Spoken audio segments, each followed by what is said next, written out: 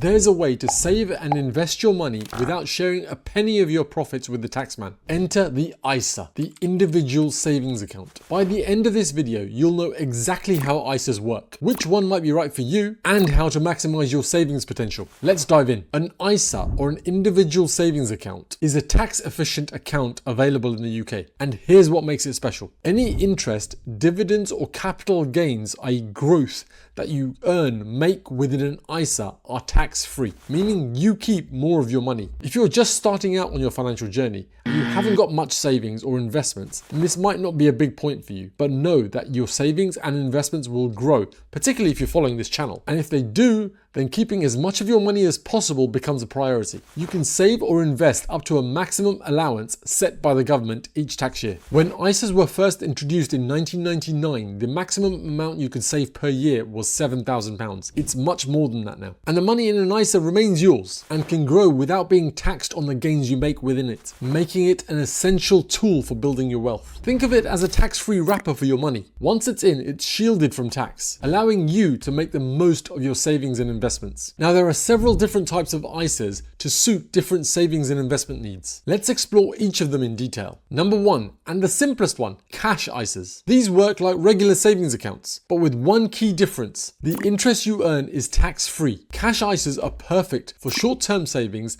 or for contingency funds, sometimes also called emergency funds. They're also low risk, making them ideal for those who want a safe place to store their money. You can choose between easy access cash ISAs or notice accounts, which can also operate as a cash ISA. Now, just like notice accounts outside of an ISA environment, whilst these may offer a slightly higher rate of interest because you're locking your money away for a longer period of time, they will require advance notice for withdrawals. But the key point here to recognize is that cash ISA is just a wrapper. Easy access savings accounts, notice accounts sit within the cash ISA wrapper, just like the easy access accounts and notice accounts can sit outside of a cash ISA. The tax wrapper is the only difference. Then there's stock and shares ISAs. These allow you to invest in a variety of assets, stocks, funds, bonds, with all returns protected from tax. That's not just dividends, but also any growth in those assets as well. Now again, they're designed for long-term savings, as investments have the potential to grow more than cash savings, but also of course come with higher risks. There are a variety of providers out there. My favorite is Vanguard if you're going for a stock and shares ISA, mainly because they are a rich recommended provider for 6 years running and provide very easy, low-cost options. Some providers offer ready-made portfolios as well, making it easier for beginners to get started. Then there are ISAs called lifetime ISAs, and these are specifically aimed at first-time home buyers or those saving for retirement. Currently, you can save up to £4,000 a year through these, with a 25% government bonus added each year. That's up to £1,000 of free money annually. There are a couple of drawbacks with these though, so be careful when getting into them and know specifically whether you can buy a new home, if that's your aim, with this money. Does the cost of a home in your local area,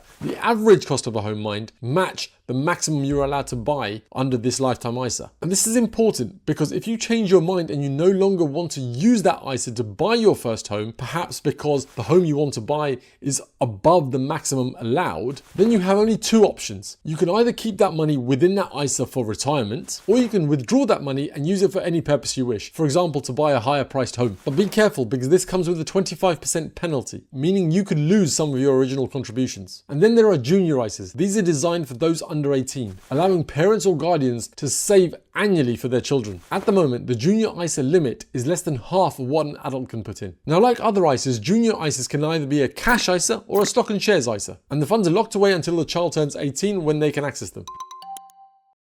Now you might be wondering, I like the sound of that. I'm ready to get into an ISA, but I don't know whether I should go for a cash ISA or a stock and shares ISA. So a cash ISA is relatively safe, it's low risk and your money is accessible. Depending on the provider you choose and the type of account you choose as your cash ISA, you can get an account with fixed or variable interest rates. But be a little bit wary because the interest rate may not always keep up with inflation, reducing your money's purchasing power over time. And then there's a stock and shares ISA. As I said earlier, these can provide higher potential returns, but involves market risk. These are ideal for long-term goals like retirement, but not limited to retirement. And this is because investments tend to perform better over longer periods of time. And here's a little bit of a tip for you. Think about your time horizon. If you think you're going to need access to your money within the next 5 years, then I'd stick to a cash ISA. For anything beyond that, A stock and shares ISA could offer better growth. I only use a cash ISA for my contingency savings account. Everything else goes into a stock and shares ISA because I want to grow my wealth through investing in the stock market. Now here's how to maximize your ISA allowance. Number one, use it or lose it. Your ISA allowance is reset every tax year and any unused portion cannot be carried forward. So I recommend planning your contributions to it early. You can also split your annual allowance across different ISA types. So let's say you don't have a contingency fund at the moment and you're looking to build one, but you also want to invest. You could start by putting £5,000 into your cash ISA to start building your contingency fund. But at the same time, you could start adding money into your stock and shares ISA and put that money into investments so that it grows with the market for you. Now again, this comes with market risk. You need to be comfortable with exposure to the market before you do that. And as ever, this isn't financial advice. I'd always recommend you do your own due diligence. These videos are provided for educational purposes only. Another tip I'd offer is start early. The earlier you invest, the more time your money has to grow through compound returns. And always shop around. Look for competitive interest rates and low fees. And some providers even offer incentives for switching or opening new accounts. And never just assume that the bank you have your current account with will be the best place for your cash ISA, stock and shares ISA, or any of the other types of ISAs I've mentioned. It pays to shop around. Now here's a couple of common mistakes to avoid. The first one is withdrawing money from an ISA when you want to change providers. So let's say you got a cash ISA that's paying a 3% interest rate and you started putting money into it, but then you discover there's a market leading interest rate for a cash ISA that's paying 4.5%, and you make the decision that you want to switch to that 4.5%